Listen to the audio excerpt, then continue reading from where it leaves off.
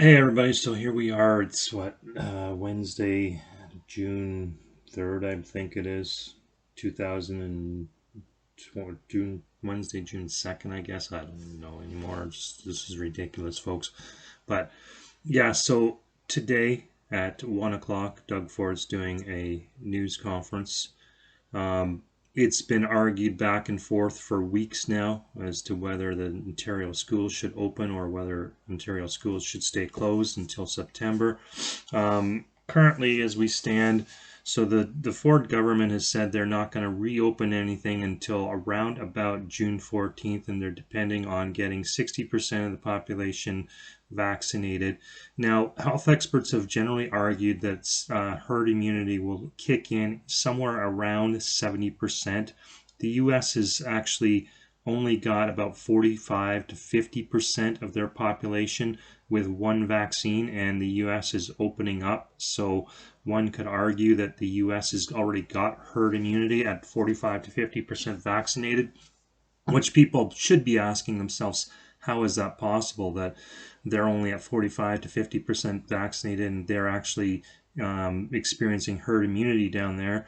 What the health experts don't want you to understand is that the US, while their deaths were very high in the early going, and that's tragic, they also achieved a lot of natural immunity as a result of the high number of cases that they had. And so that's why the US is where they are. But what's really ridiculous, this is what, before I tell you what I expect is going to happen at 1 o'clock today, and I've been right about the case numbers where they were going to be the last, I'd say about a month and a half. I made the call, and yesterday's numbers were a lot lower than what I predicted, and our 2 week running or our 7 day running average is actually lower than what I predicted by about 100 cases right now. But 100 cases making the prediction over a month ago, I think, is pretty accurate for a guy that, no, I don't have a medical degree. I understand statistics. But anyways, I digress. So what's really ridiculous is that the Ford government, all the things that they will not let you do. Now, they had a vote in the legislature, I believe it was earlier this week or at the end of last week, and they asked the legislature to vote on whether they could extend the health order for through to December 1st. Now, there was a high number of abstentions in that vote, and so I started digging into it and trying to understand why so many people abstain from the vote. The first speculation is the Ontario PC caucus starting to fall apart.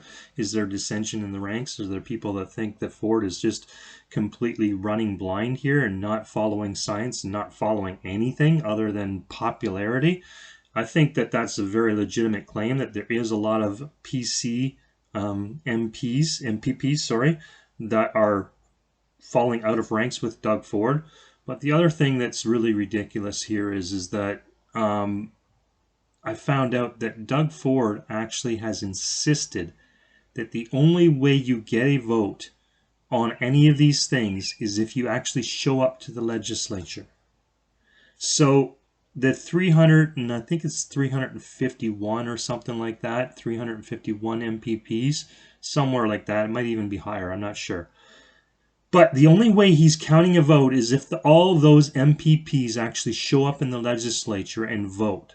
So think about that, folks. If you show up in the legislature and cram into this building indoors, you get to vote.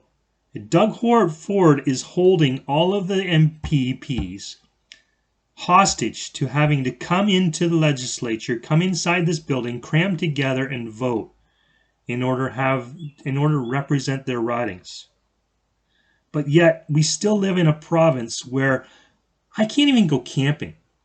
I have a reservation for Killbear in about a week or so, and if you know anything about camping, it is almost impossible to get a reservation at Killbear Provincial Park. Now, you may say camping, big freaking deal. I'll tell you, I have stress. I had a high stress job, and it gave me anxiety. This is the way mental health works. You get stress and it eventually leads to anxiety. And if you don't treat your anxiety, it eventually leads to depression. And that's where I'm at, folks. I go out and I sit amongst the trees and I breathe the country air. I listen to the birds come up when I wake up in the morning. I get that nice cool feel from, the being out camping. That makes me better. There's no disputing the fact that, as one example, nature is the best cure for mental health, the best therapy. But the other part of it is there's nothing that says that being out camping in a campsite where you're 50, 60 feet from the nearest other people, you might see them if you go into the bathroom, just like you might see them if you were at a grocery store. Or even less dangerous than if you had to go into a legislature where you had over 300 people in an indoor setting, all crammed together, being forced to vote. There's no sanity here, folks. There is just no sanity at all. At any rate, here's my call for what's going to happen at 1 o'clock. I'd say that I am not very confident of this, but it's the best hope I have.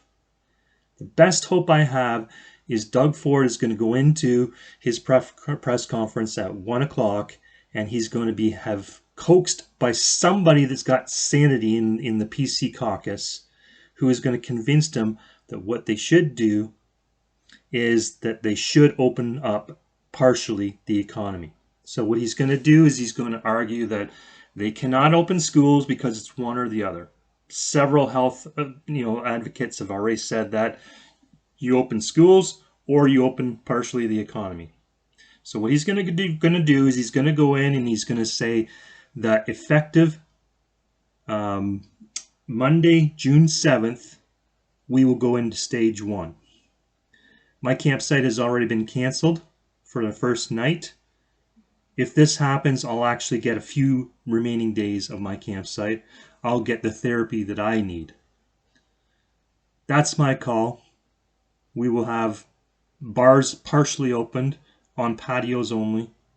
We'll have places like Home Depot where you'll be able to go back indoors, limited capacity. And lo and behold, you'll actually be able to buy shoes and shirts and underwear and things that I'm sure our society needs in order to get back to some form of normality. That will happen on June 7th. It will be announced today at 1 o'clock. That's my call.